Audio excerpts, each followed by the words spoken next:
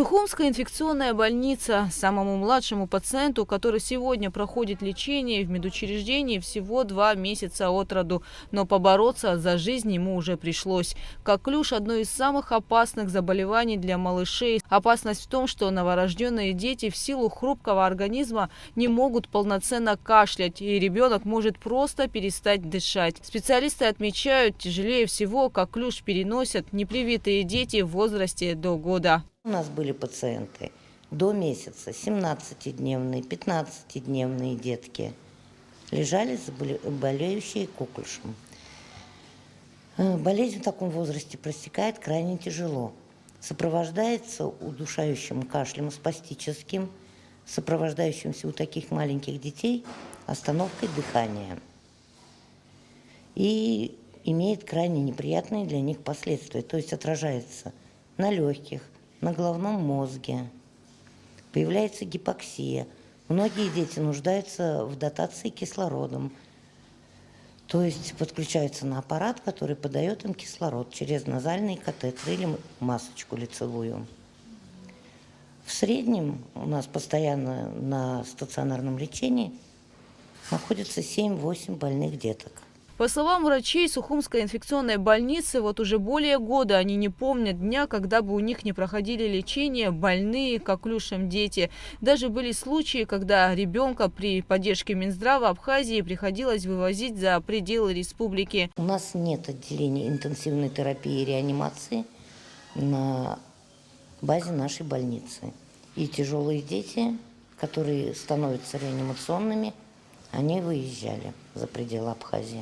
Коклюш – это быстро распространяющаяся воздушно-капельная инфекция, и поэтому болеют семьями как непривитые родители, так и их непривитые дети. Детей с более легкой формой течения отпускают домой, прописав препараты. На первоначальном этапе проводится ПЦР-диагностика. Если дети обращаются в первые дни заболевания, анализ берется, ПЦР-диагностика, она готовится в течение 2 дней.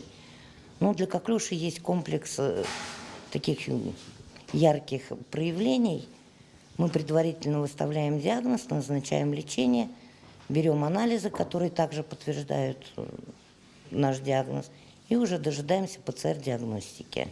За 2023 год коклюшем в Абхазии заболел 691 человек, из них 40 взрослых. По словам главного санитарного врача страны Аллы Беляевой, это очень высокий показатель, и ситуация крайне неблагополучная. Ведь в 2022 году было всего 5 случаев заболевания коклюшем.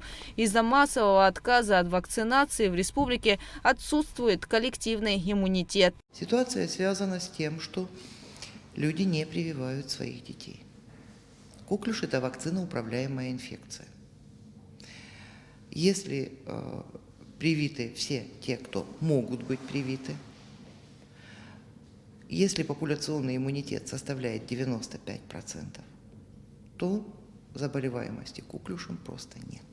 Из 95 упомянутых процентов, которые нужны для выработки коллективного иммунитета, на сегодняшний день в республике привиты только 20% населения. Массовый отказ от прививок люди объясняют своими переживаниями по поводу осложнений от вакцины.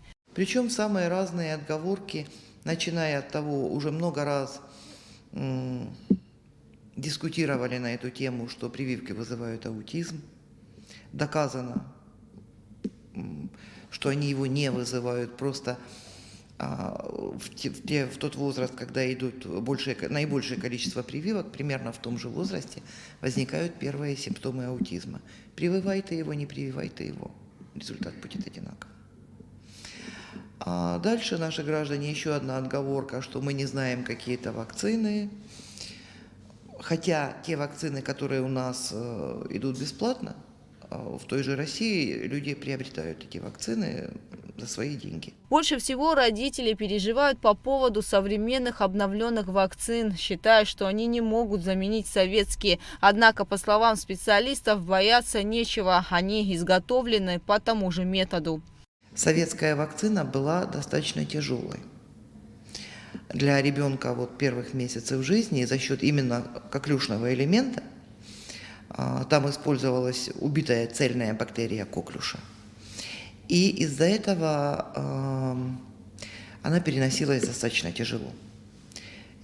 Нынешняя вакцина, там уже не цельная бактерия, а именно кусочек вырезан, тот, который отвечает за формирование иммунитета, и она переносится легче, чем советская. Притом методика создания этих вакцин не новая. Это не вот те вакцины, которые использовались за рубежом против ковида, да, новейшие, неиспробованные и так далее. Эти вакцины уже используются десятилетия.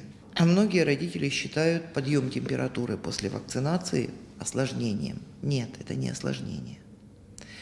Ребенок вырабатывает иммунитет, и, соответственно, организм реагирует на это температурой. Осложнением, опять-таки, родители считают то, что произошло через месяц, через 2, через 3 после. Опять-таки, осложнением считается то, что произошло в первые 3 дня после вакцинации. Вот здесь можно связать. Но если у ребенка развился какой-то процесс не в месте введения вакцины, а через несколько месяцев, то, скорее всего, не имеет отношения к вакцинации.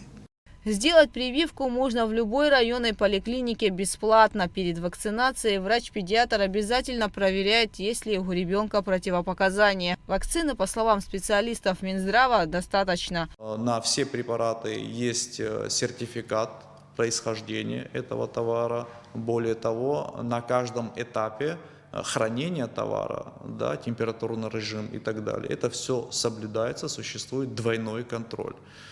Сертификаты, в том числе, если это зарубежные препараты, они также имеются. Более того, они тех же серийных партий, что используются и в зоне Европейского Союза и так далее. Собственно говоря, по российским вакцинам также нету никаких вопросов. Естественно, существуют все сертификаты качества. Более того, хотелось бы подчеркнуть, что эти вакцины сделаны на основе старых, имеющихся советских стандартов производства этих препаратов. Отсутствие коллективного иммунитета – серьезная проблема, которая может привести к росту и других инфекций. Выходом, по словам медиков, является вакцинация, которая помогает избежать сотни летальных случаев и эпидемий. Специалисты призывают прислушаться к их мнению и защитить себя и своих близких от опасных заболеваний. Гугу Савардания, Михаил Братухин, Абхазское телевидение.